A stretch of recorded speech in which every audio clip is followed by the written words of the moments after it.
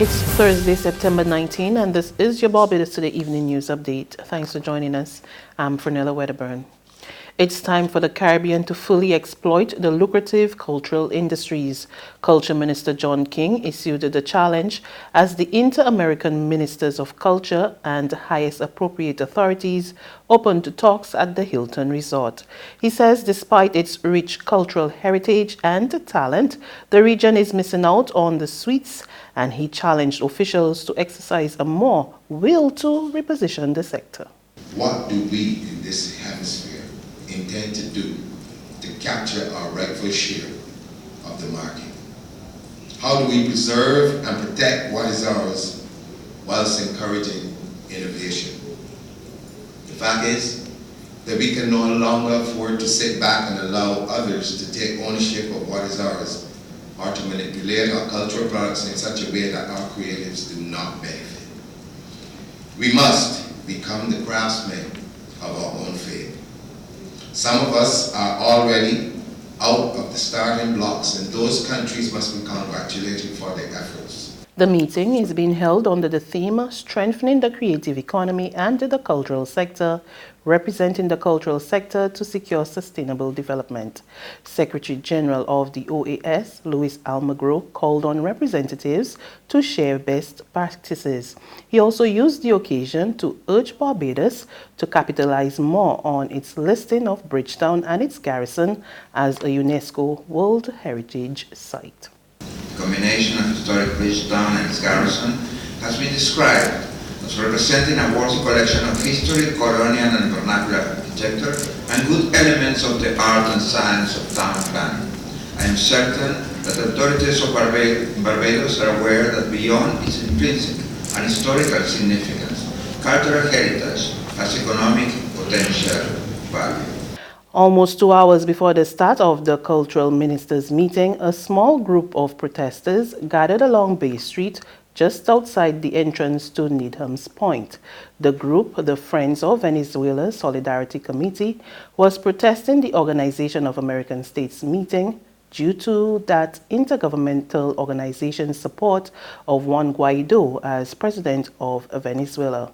Spokesman for the group, Attorney at Law Lalu Hanneman, told Barbados Today the group was not pleased that the OAS had violated Venezuela's sovereignty. Hanneman said the Friends of Venezuela Solidarity Committee wants peace in the region and called for the internal affairs of Venezuela to be settled through dialogue, as CARICOM has endorsed. However, in his address to the meeting, the OAS General Secretary made no mention of the economic or political crisis facing Caracas. 19-year-old Antoine Boyce Vaughan and his mother Tonya Boyce got 25,000 reasons to smile when they received a donation to help Antoine get back on his feet again after an illness left him unable to walk for the past 2 years. This morning, the family received a check of $25,000 from the Capital Kids Trust and the Aramoni Charitable Trust. The funds will go towards the purchase of a prosthesis and wheelchair for Antoine, who was diagnosed with osteosarcoma, a rare form of bone cancer which tends to affect teenage boys. It's my great pleasure on behalf of the Amarone Charitable Trust, Capital Kids Project, to present you this trust to pay for the wheelchair and the prosthesis. And I hope all is better for you and you have a very good and successful future. Thank you. There you go. You're welcome. Most welcome. Thank you. And the happy mom expressed her gratitude. I just want to say a huge thank you to the Children's Trust for providing us with the wheelchair and the prosthetic leg. We all know the journey that Antoine has been through for the past 2 years. He did not walk for about 2 years. He was diagnosed with osteosarcoma, which is a rare type of bone cancer, normally affecting young teenage boys. And I do appreciate all the contributions made by everyone. Thank you. There's regional and international news after this short break.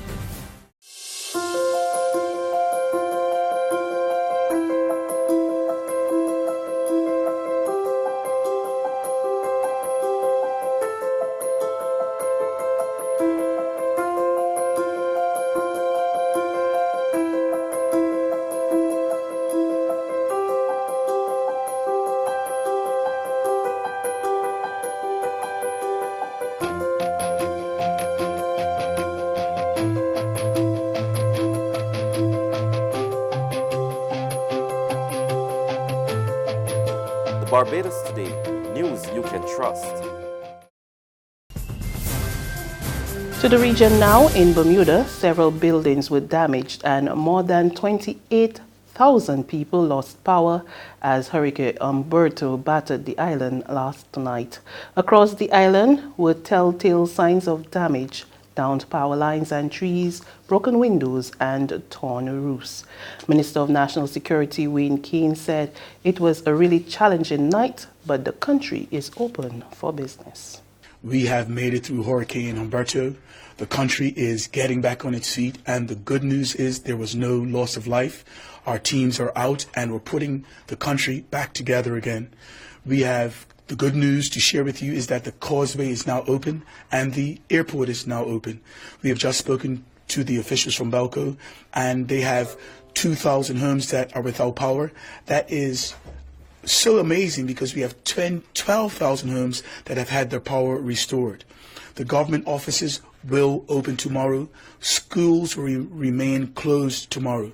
Our beaches are open, but we will not have lifeguards on duty, and so you will have to swim at your own risk. In other regional developments, it was a day of Thanksgiving and celebrations as the island paused to reflect on the horror of Hurricane Maria and give thanks for the recovery process. Hundreds gathered at Windsor Park Sports Stadium for the It Can't Be It concert. Dominicans told Barbados Today they were very thankful. Today we have to be thankful for today because 2 days after Maria in 2017, it was like a tragedy. For me, it was like, I don't know if I was alive or if I was dead, but then when I wake up that morning and to see what happened, although my roof stayed up, but the amount of water and things we had inside, I say, Lord Jesus, I wonder if we are everybody alive. So I think today is a blessing for us to be at the stadium. I think it's a time to give God praise because of what we went through 2 years ago. And if someone actually experienced it, although I personally was not there, but the videos that I see that what my mom told me, plus my wife told me, I think it was something really, really bad. So today now, 2 years in actually what we go through. So now we come and be first to just observe actually what we go through and to tell God thank you for actually letting us see another 2 years so far. I think it's a good thing for us to be celebrating there today because 2 years back, Dominica was almost finished, and from where we were and where we are now, it's very good for us to celebrate today, and thanks to the Prime Minister. On the international front, Indonesia is set to pass a highly controversial new penal code that would criminalize consensual sex outside of marriage and effectively outlaw same-sex relations. The draft code, which will also introduce penalties for insulting the president, is set to be adopted as soon as next week, after the government agreed to the bill on Wednesday. Human rights watchdogs called for the draft criminal code as disastrous, not only for women and religious and gender minorities, but for all Indonesians, and is calling on lawmakers to drop the controversial articles before passing the law. A group of NGOs are now urging the Indonesian president to step in and delay the 628-article bill before it is expected to be legalized on September 24. That's news. But for the very latest, visit us at www.barbadostoday.pb. You can also subscribe to our e-paper, email updates, or like us on Facebook, and sign up for our breaking news alerts via WhatsApp. We're also on Izumi Media and bus terminals, as well as screenplay at supermarkets and gas stations near you. And you can also hear us on Mix 96.9 FM and Capital Media HD 99.3 FM. I'm Fernella Wedderburn. Good evening.